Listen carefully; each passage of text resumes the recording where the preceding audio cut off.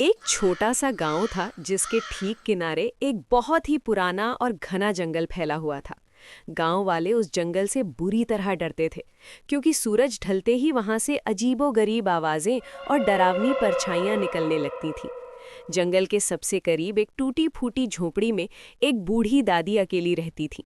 वो बहुत दुबली थी, उसकी कमर झुकी हुई थी और वो हमेशा एक पुरानी लकड़ी की लाठी के सहारे चलती थी।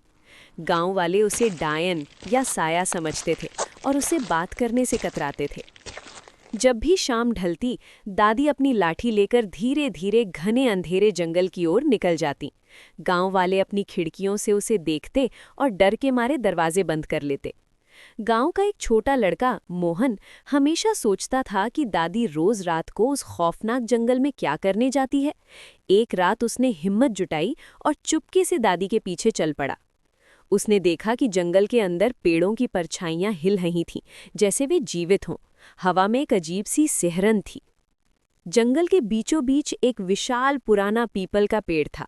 दादी वहीं जाकर रुक गई। मोहन झाड़ियों के पीछे छिपकर देखने लगा। उसने देखा कि पेड़ के पीछे से एक विशाल काली परछाई निकली, जिसकी आंखें खून की तरह लाल चमक रही थीं। वो कोई शैतानी ताकत थी जो गांव की ओर बढ़ने की कोशिश कर रही थी। जमीन पर नाखूनों से नोचने के गहरे निशान बने थे, जैसे वो शैतान बाहर निकलने के लिए तड़प रहा हो। जैसे ही वो काली परछाई आगे बढ़ी, दादी ने अपनी लाठी हवा में उठाई और पूरी ताकत से जमीन पर दे मारी। धप!